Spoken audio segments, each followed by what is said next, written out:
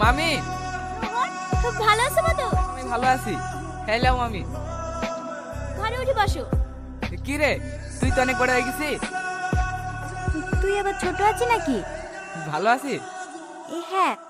তুই? আরে আমি তো সবসময় ভালো থাকি। ওইখানে দাঁড়িয়ে থাকলি যে, রোহনকে চাটা করে দে। হ্যাঁ মা দিছি। তুই ঘরে গিয়ে বস গা, আমি তোর লেগে চা করে আসছি। আরে ওসব কিছু করতে হবে না। বকিস নি তো, চা ঘরে গিয়ে বস গা। তুই ডিম খেতে ভালোবাসিস, তাই তোর জন্য 4টে ডিম নিয়ে আসলাম। আমি ডিম খেতে ভালোবাসি, তোকে কে বললো? তুই ডিম খেতে ভালোবাসিস আর আমি না। তোদের গ্রামটা আগের থেকে অনেক চেঞ্জ হয়ে গেছে। সবকিছু চেঞ্জ হয়নি, কিছু কিছু জিনিস আগের মতোই আছে। মানে? ও কিছু না। রোহন, এখন কদিন থাকছো তো?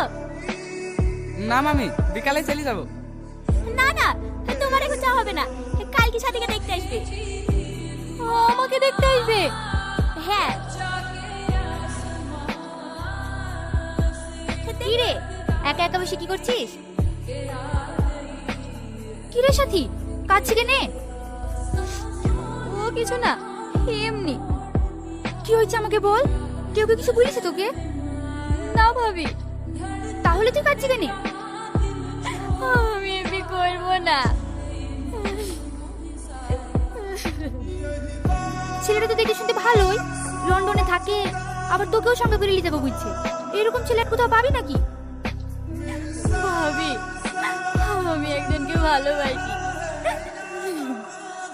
কাকে? রোহনকে। রোহনকে?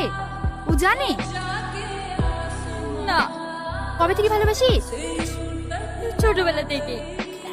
ওকে বলবো বলবো করে আমি ভয় বলতে পারিনি।